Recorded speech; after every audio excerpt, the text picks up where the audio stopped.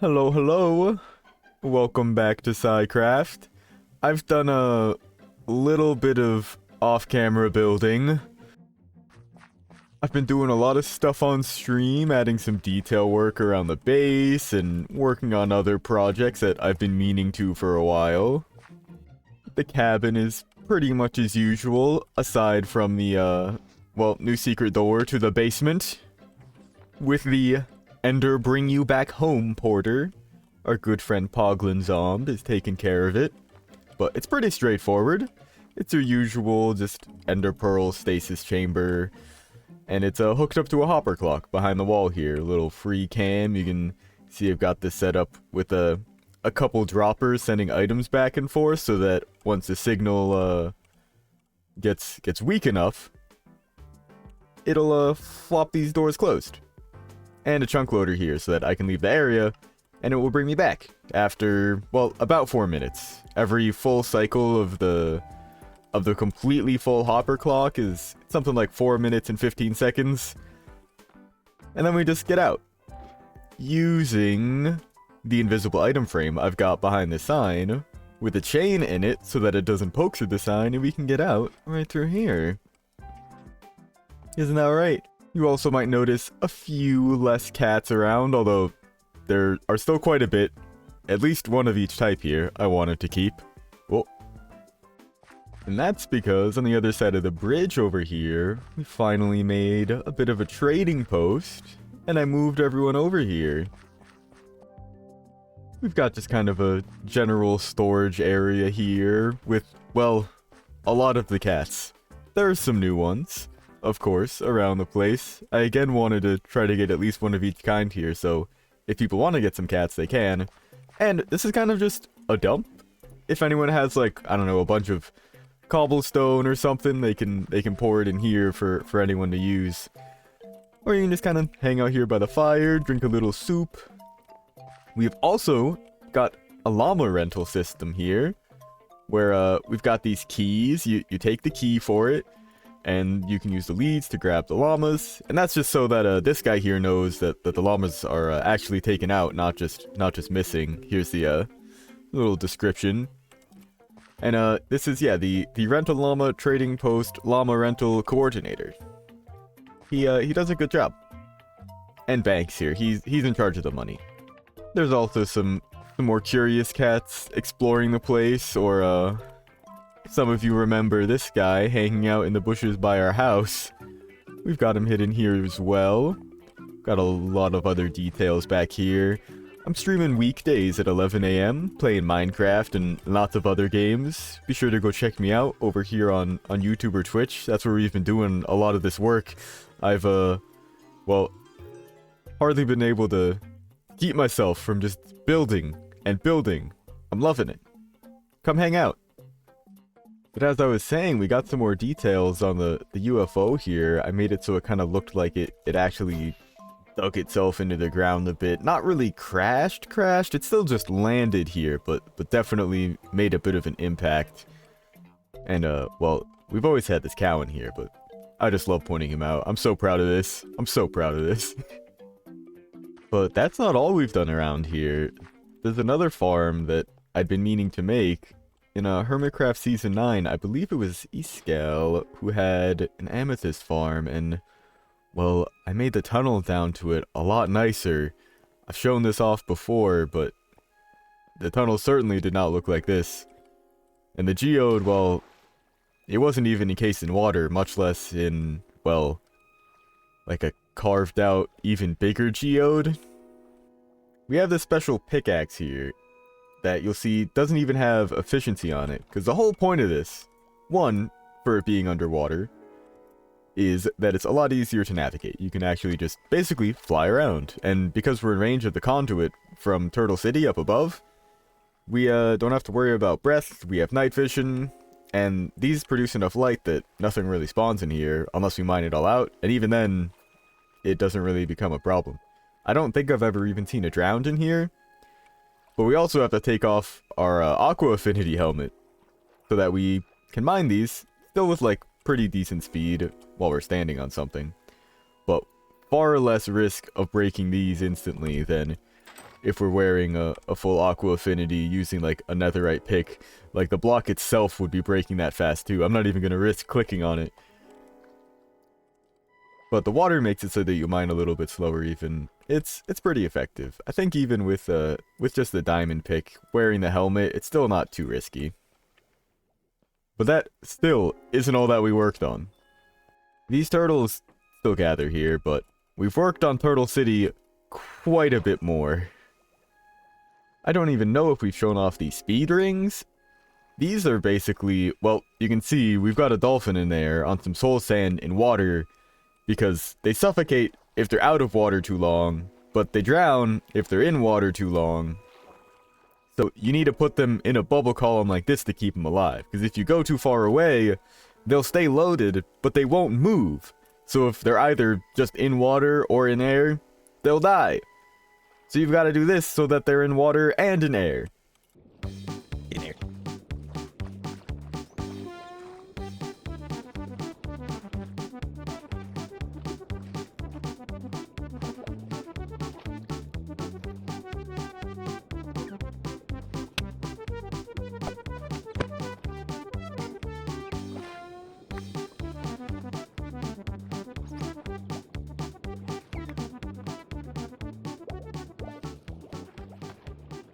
Yes! Yes!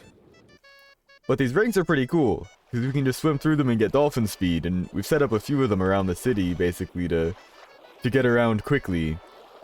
And, as well, out into the river here, we've laid out, not more rings, but another conduit. There's one there. Nope, that's it. Yeah, 1, 2. And it covers just the whole area, which is fantastic. We finished up this fencing around it, which came out really well, in my opinion.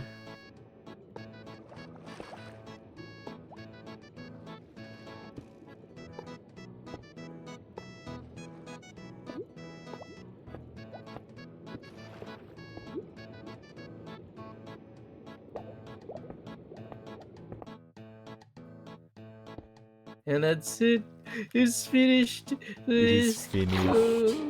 You know, now that I think about it, I think all we really had were the ruins, maybe.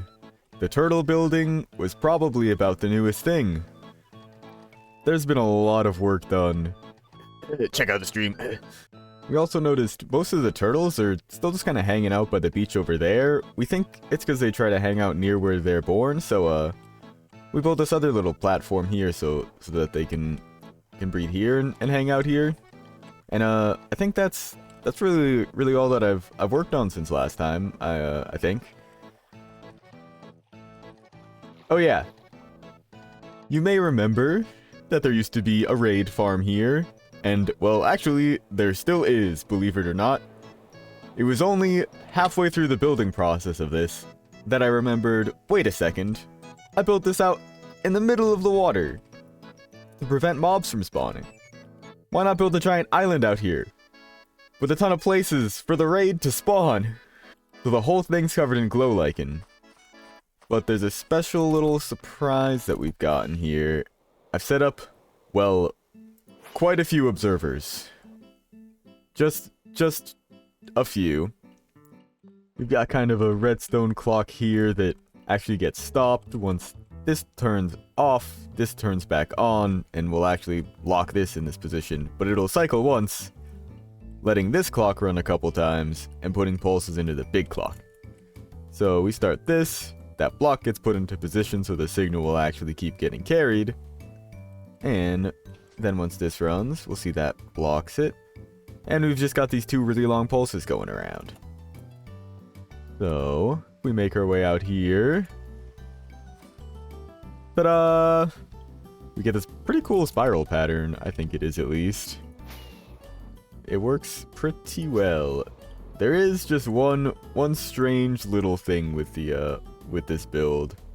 The mobs for the raid try to spawn at the highest block possible, probably so like they don't spawn inside of buildings, they would spawn on roofs and not get trapped, or trapped in with villagers. So I needed to cut a hole out here, so that the actual raid could spawn where I want it to. I think it still works though.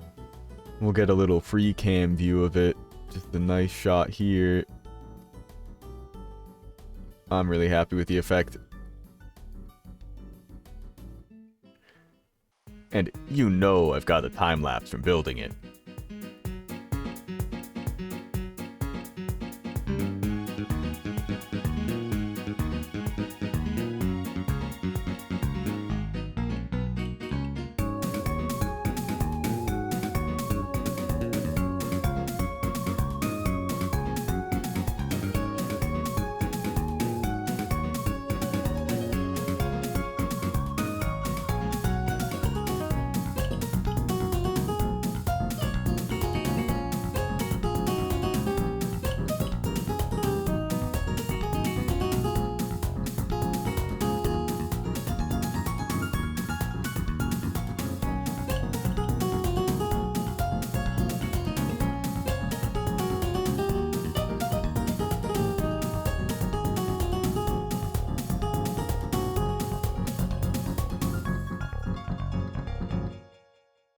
One issue with it though is that if I leave the redstone on and then leave the chunks loaded, well, it just kind of saves the last like way it looked in Bobby, which is kind of cool. But actually loading the chunks, well, some of the repeaters stay powered and some don't, so you end up getting sort of weird things happen. But I've added this access port up top, so it's not too much of a hassle. I'm gonna move the lever over here so I don't have to go in like this every time to redo it, but really I think I'm gonna put a switch down here and up here. I hear you. Ha ha ha. Also revamped this a little bit, so we just drop down to the main platform here instead of having to loop back around, because the villager is still just under here. We're in range, so still happens. Plus there's this cavern under here that I don't know if I'm going to do anything with yet. Might be worthwhile sticking some kind of AFK farm down here. If we're going to be up above, maybe putting like the sugarcane farm down here, or maybe making this a glow squid farm. That would actually make sense. It's dark and there's water. We'll think about it. Pairs of Two Socks and I really have been pouring a ton of time into this project. It has been so much fun working on it, doing all the detailing with the coral and lighting it up with these, like, just kelp lamp sort of things. Little starfish here for sort of like a plaza, because they're turtles. They swim around. They aren't really on the ground, but they do also sort of drag the sand around as they move from building to building. So we're starting to lay out some paths and experimenting with outlining the buildings and working in some of the dead coral as texturing. It's been a long work in progress project, but been a lot of fun doing it on stream. I'm live right now recording actually. So be sure to go check out the stream if you want to catch some recording live. Our main project right now though, far off here in the mountains. Pairs of Two Socks and I have, of course, discussed making a PvP arena somewhere, and we were thinking about this little basin right here. There's a nice spot here in the mountains where we could do sort of just a floating island that would look pretty cool. We're thinking of mainly using quartz, but while we were discussing that, I noticed a nice ice river, and I've been interested in making a boat course. So I started to lay out something. Just past the basin, there's sort of this little ice river that starts, and as you can see, I started putting some blocks down. So I'd found this river that worked pretty well and just led right into this loop. There's this little pillager outpost that goes by, and then maybe we could just lap around here a few times, but it actually kept going, and we'll just check it out on boat. I've been very inspired by the boat course Etho and Ren made in Season 9 of Hermitcraft. So I just found this spot, thought it was perfect, and honestly, it was. Oh, I do that a lot though. It starts off with this pretty tight bit here. Whoa, whoa, don't want to go too fast. But then it cleans up pretty quickly. I want to add a lot of obstacles throughout this. I think at the beginning, this is just fine, being just like kind of ice course, but as you'll see later, I think it'll be cool to do some of the stuff that like Etho and Ren did on their boat course in Season 9. Huge inspiration for this. Adding more of this blue ice around to do speed boosts or minecart traps, things of that kind of nature to make this a bit more interesting. More snow traps like that I can get stuck in. And we're still on that river leading up to the big loop, if I remember right. We haven't passed that the tower yet. Oh no, here we are. They're on that big loop. Well, here's where it gets interesting. Once we're past it, I thought I would just end up looping back around. But there's this nice clearing that we get to go through while these chunks load. I mean, thank you, Bobby, just for being able to load so many chunks. And that's where I thought we'd be looping back. But turns out we don't have to. This river just kind of keeps going for a bit. And it makes a pretty good track. I'm getting better. There's definitely still parts of this that, yeah, we need to clean up. But it's functional for now, which blew my mind.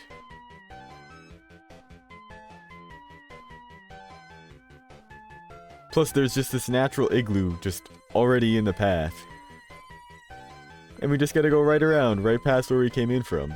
Oh.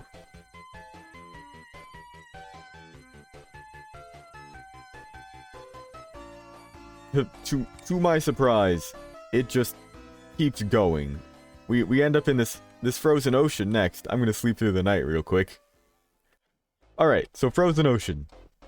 It's pretty cool. There's a lot of, like, there was already natural ice here that just kind of was patchy. So I kind of made it so the boat won't too easily fall in. And the polar bears make for good natural obstacles. But they can definitely do with some tweaking to the path around here. I also learned for situations like that, you can actually put soul sand under the water and the boats will pop up. It takes kind of a second, but I think that's fine for it to be a bit of a time loss going down. Go past the village there. And can I make the narrow straight? Oh, no! It's a real tight turn into, well, this. Then we just gotta go down a little valley here.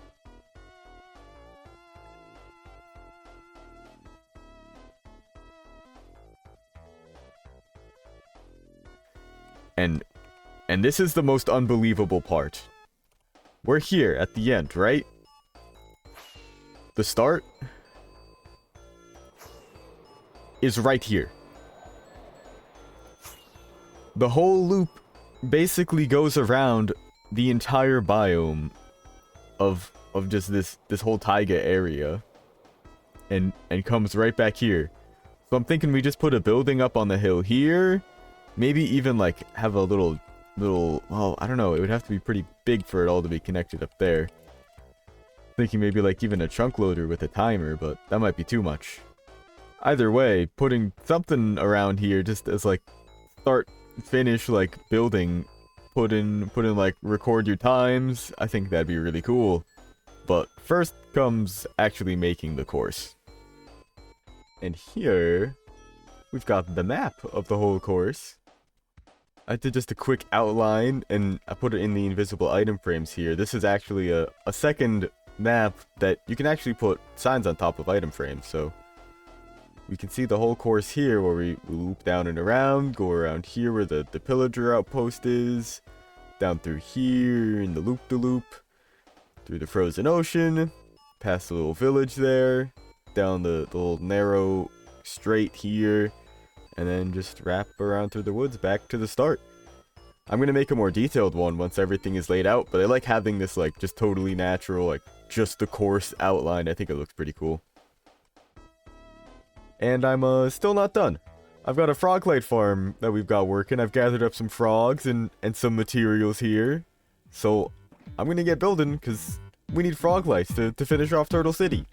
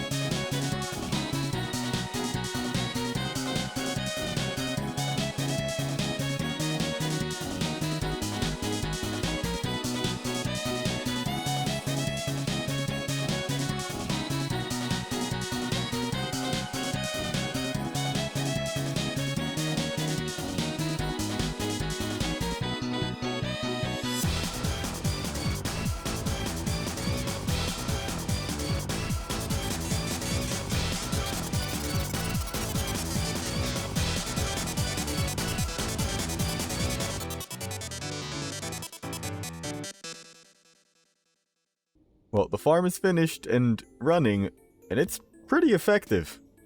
All the magma cubes, even the medium ones, are too big to fit through the gaps here. I can do a little F3 and B, and we can see all the hitboxes. It gets a little crazy in here, but they're much too big to fit through.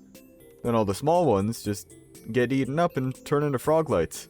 I ran it just for like 5 minutes before and got all this just from that, so it's supposedly 5,000 items per hour, so we'll run it overnight and it'll probably fill up. So we didn't run it overnight because we didn't need that many of them, but we did design a few jellyfish to make with them. Pairs of Two Socks and I hopped into a creative world and made some designs and found some color palettes that look nice with the different frog lights. Also laid out some more of the sand paths. You can see that in the background as we're looking at these jellyfish. And as we start to wrap up more here with Turtle City, there's still some other plans we've got here. We're gonna wrap up the episode here too as we drift down into this area that I need to talk to Pairs of Two Socks about, the speakeasy he wants to put down here. Thanks for sticking around till the end. If you want to help support me, go check out my coffee, and definitely check out the stream so you don't miss me working on any of the stuff like this, but I'll show you a little bonus. For now, peace!